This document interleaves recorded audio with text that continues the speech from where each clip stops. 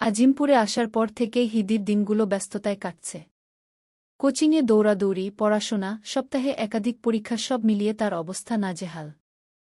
7 দিনই যেন ব্যস্ততার ভেতরে ডুবে থাকে সে। তার উপরে কোচিং থেকে ফিরে ফ্রেশ হয়ে দুজনে মিলে রান্না করে খেতে হয়। মিলের খাবার খাওয়ার মতো নয়। এভাবেই প্রায় 1 মাস কেটে গেছে। আজ শুক্রবার। কোচিং বন্ধ থাকায় মাসে পাওয়া একদিনের ছুটি যেন হিদি আর কায়নাতের জন্য উৎসবের মতো। সকাল 10টা বাজলেও দুজনই এখনও বিছানায় গা এলিয়ে দিয়ে ঘুমিয়ে আছে। এর মাঝে কারও অনবরত ফোন আসছে। হিদি বিরক্ত হয়ে কায়নাতকে কল ধরতে গুতাগুতি করলেও মেয়েটা কোনো পরোয়া না করে গভীর ঘুমেই পড়ে রইল। অবশেষে চোখমুখ কুঁচকে হিদি উঠে বসল। চুলটা খোপা করে কাঁথাটা সরিয়ে বিছানা থেকে নেমে দাঁড়াল। খানিকটা এগিয়ে চার্জে দেওয়া ফোনটা হাতে নিয়ে স্ক্রিনে চোখ বুলাতেই দেখল খালামণির কল। এত সকালে কল দেওয়ার কারণ বুঝে উঠতে পারল না। সে দ্রুত কল রিসিভ করল। আসসালামু আলাইকুম খালামণি। হিদি কল রিসিভ করে বলল। অপর পাশ থেকে কলি বেগম হেসে জবাব দিলেন, ওয়ালাইকুম আসসালাম।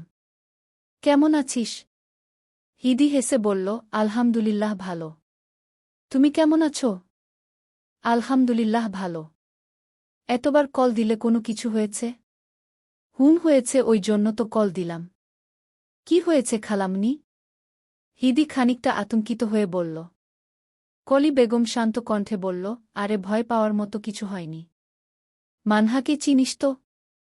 হিদি দম ফেলে জবাব দিল, বড় মামার মেয়ে। মানহার বিয়ে ঠিক হয়েছে। বিয়ের ডেট ফিক্সড হয়েছে আগামী শুক্রবার। ওহ, আপুর বিয়ে ঠিক হয়েছে শুনে খুশি হয়েছি। আমিও খুশি। শোনো, মঙ্গলবারে আমি তোমাদের বাসায় যাব। সেখান থেকে তোদের নিয়ে সরাসরি বাবার বাসায় যাব। কিন্তু খালামণি। হিদি কথাটা সম্পূর্ণ করতে পারল না। কলি বেগম আশ্বস্ত করে বললেন, চিন্তা করিস না। আমি সব কিছু সামলে নেব। খাবার খেয়েছিস? হিদির মুখখানা চুপসে গেল। মিনমিন করে বলল, মাত্র ঘুম থেকে উঠলাম। একটু পরে খাব। আজকে কোচিং এক্সাম নেই? না, আজ ছুটি। কায়নাত কি করে? ঘুমাচ্ছে। হিদি জবাব দেয়। কলি বেগম গমগমে কণ্ঠে বললেন, দ্রুত উঠতে বল, আর 10টা বাজে, তোরা তাড়াতাড়ি খেয়ে নে। হিদি ভদ্র মেয়ের মতো বলে, ঠিক আছে খালামণি। মঙ্গলবার আসতে 3 দিন বাকি। তোদের প্রয়োজনীয় জিনিস গুছিয়ে রাখিস। আচ্ছা, গুছিয়ে রাখব। ঠিক আছে। কল কাটলাম, আল্লাহ হাফেজ। আল্লাহ হাফেজ। কলি বেগম কল কেটে দিলেন। হিদি ফোনটা টেবিলের উপর রেখে রান্নাঘরে গেল চায়ের পানি বসাতে। তারা সাবলেট বাসার 3য় তলায় থাকে। 4 রুমের বাসায় 3টি রুম ভাড়া হয়ে আছে আর একটি খালি। হিদি আর কায়নাত 2টি রুম নিয়েছে। আরেক রুমে থাকে এক বড় আপু ও তার বান্ধবী। চুলায় পানি বসিয়ে হিদি ওয়াশরুমে গিয়ে ফ্রেশ হয়ে নিল। ফিরে এসে গরম গরম 2 কাপ চা আর সঙ্গে বিস্কুট নিয়ে রুমে ঢুকল। তারপর সেগুলো টেবিলের উপর রেখে কায়নাতকে ডাকতে শুরু করল। মেয়েটা বড্ড অলস, ডেকেও উঠতে চাইছে না। শেষে জোর করে হাত ধরে তাকে উঠিয়ে ফ্রেশ হতে পাঠাতে হল। হিদি নিজের কাপটা নিয়ে রুমের সাথে লাগোয়া ছোট্ট বেলকনিতে এসে সেখানে রাখা পুরনো কাঠের চেয়ারে বসল। সামনে তাকাতেই ভেসে উঠল কোলাহলপূর্ণ ব্যস্ত রাস্তা, যানবাহন, মানুষের ছুটোছুটি, শহরের চিরচেনা শব্দ। সেই দৃশ্যের দিকে তাকিয়ে তার বিষণ্ণ চক্ষুদ্বয় অশ্রুতে টলটল করে উঠল। এ মুহূর্তে বোনকে ভীষণ মনে পড়ছে। সে গরম চায়ে আলতো চুমুক দিতেই ওষ্ঠকোণে ফিকে হাসি ফুটল। হালকা বাতাসে চুল উঠছে।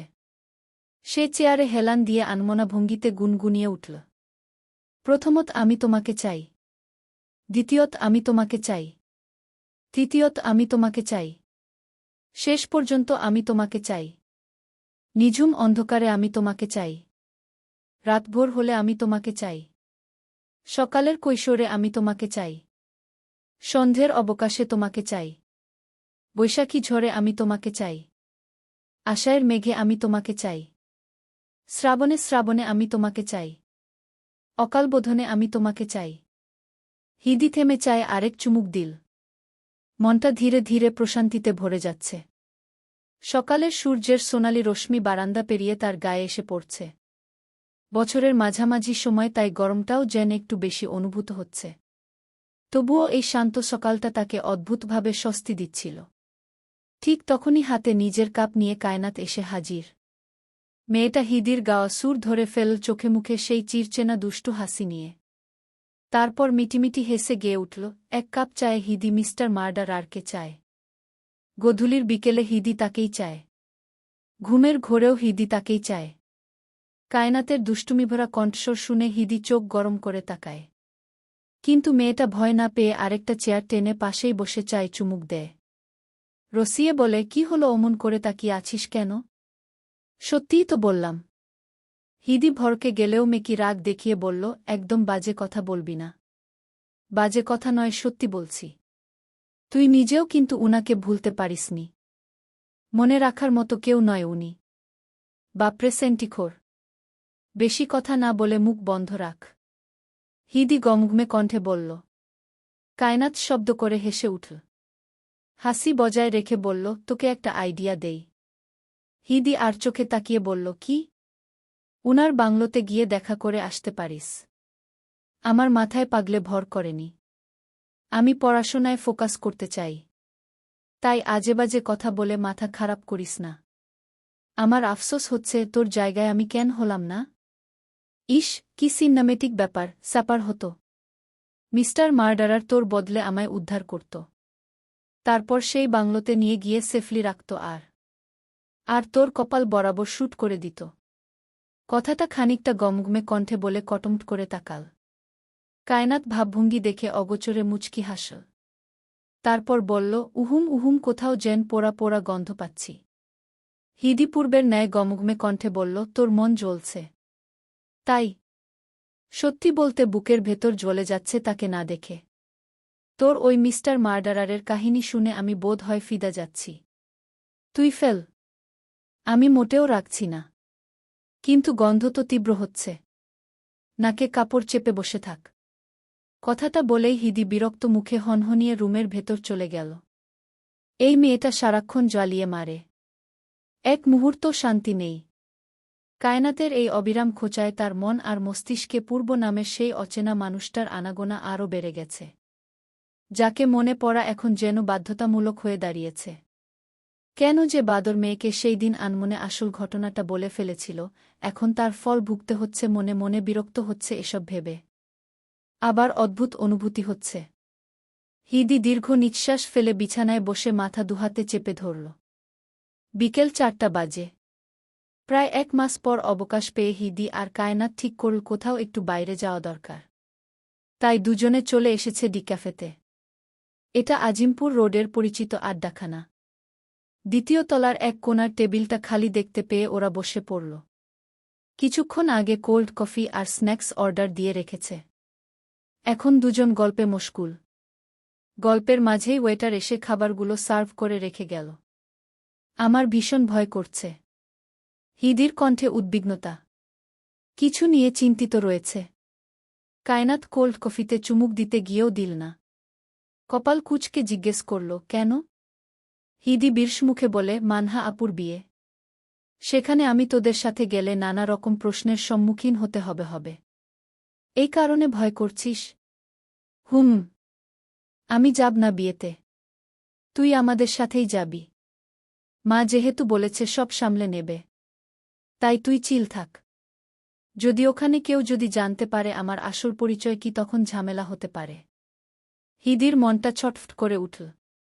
কায়নাত দীর্ঘশ্বাস ফেলে বলল, তুই একটা ভিতুর ডিম। তেমন কিছুই হবে না। হিদি বিরস মুখে বলল, সবাই এখনও আমাদের উপর রেগে আছে। আমরা বাহিরে এসেছি মাইন্ড ফ্রেশ করতে। এসব বলে মাথায় গণ্ডগোল পাকাস না। মাকে বলব রিমি আপুকে যেন আসার কথা বলে। খালামনিকে এসব বলার দরকার নেই। এমনিও আপুকে আসতে দিতে চাইবে না ওই মহিলা। তোর সৎমা? হুম। হিদি তপ্ত শ্বাস ফেল। কায়নাত বোধহয় গভীর কিছু ভাবছে, তাই চুপ করে রইল। ক্যাফেটা আজ বেশ কোলাহলপূর্ণ। প্রতিটা টেবিলই মানুষে ঠাসা। কেউ খাচ্ছে, কেউ প্রিয় মানুষের সাথে গল্পে মগ্ন, আবার কেউ বা বন্ধুবান্ধবদের সঙ্গে জমিয়ে আড্ডা দিচ্ছে। চতুর্দিকে অদ্ভুত রঙিন ব্যস্ততা। ঠিক তখনই হিদির ফোনে কল এল। ২ সপ্তাহ আগে কলি বেগম যে নতুন ফোনটা কিনে দিয়েছেন, সেই ফোনের কর্কশ রিংটোনে হিদি চমকে উঠল। কফি ছুঁড়ে রেখে দ্রুত পার্স হাতরে ফোনটা বের করল। স্ক্রিনে ভেসে উঠছে রিমির নাম। হিদি দেরি না করে তাড়াহুড়ো করে কল রিসিভ করে কানে ধরল। কিন্তু আশেপাশের কোলাহলে কোনো শব্দই স্পষ্ট শোনা গেল না। চারপাশে মানুষ কথা বলছে আর উপরের তলা থেকে জোরে গান ভেসে আসছে। বাধ্য হয়ে সে উঠে দাঁড়াল। কায়নাতের দিকে তাকিয়ে বলল, আমি আপুর সাথে কথা বলে আসছি। কায়নাত কফিতে চুমুক দিয়ে বলল, ঠিক আছে। হিদি দেরি না করে দ্বিতীয় তলার সিঁড়ি বেয়ে নেমে নিচে এল। ক্যাফের সামনে একটু ফাঁকা জায়গা, ওখানে গিয়ে সে একপাশে দাঁড়াল। এবার রিমির কথাগুলো পরিষ্কার শোনা যাচ্ছে।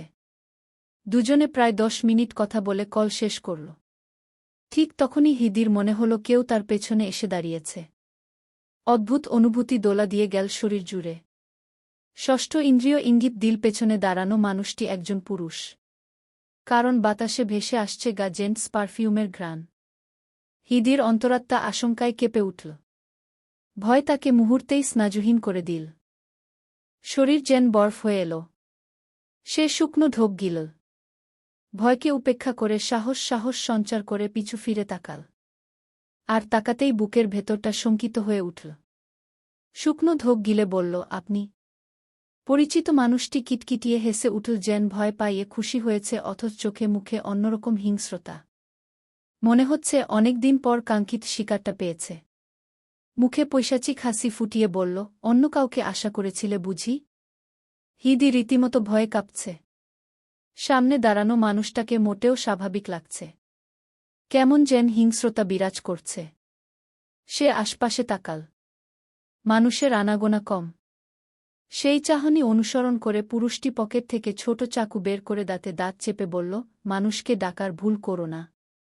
হাতের চাকুটা দেখছে না? চিল্লাচিল্লি করলে তোমার গলায় চালাতে দুবার ভাবব না। হিদির মনে হল এ মুহূর্তে মাথা ঠান্ডা করা শ্রেয়। সে নিজেকে যথাসম্ভব শান্ত রাখল। সাহস সঞ্চার করে বলল, আপনি কিন্তু বেশি বাড়াবাড়ি করছেন। বাড়াবাড়ির কিছুই দেখনি। তবে এবার দেখবে। তুলে নিয়ে গিয়ে তোমায় বিয়ে করব। আমি আপনাকে বিয়ে করব না। জাবির চোখমুখ শক্ত হয়ে হিদির দিকে স্থির হয়ে আছে। তার দৃষ্টিতে ক্ষুধার্ত নেকড়ের মতো তীব্রতা, যেন সামনে দাঁড়িয়ে থাকা মেয়েটাই বহুদিনের শিকার।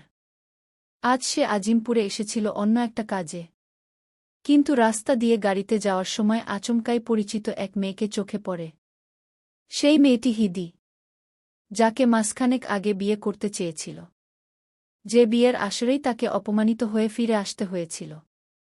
ওই দিনের পর থেকে জাবিরের ভেতরটা দাউ দাউ করে জ্বলছিল। অপমান তার অহংকারে আগুন ধরিয়েছিল। তবুও সে থামেনি, নিজের সাধ্যমতো খোঁজ চালিয়েছে, তথ্য জোগাড় করেছে।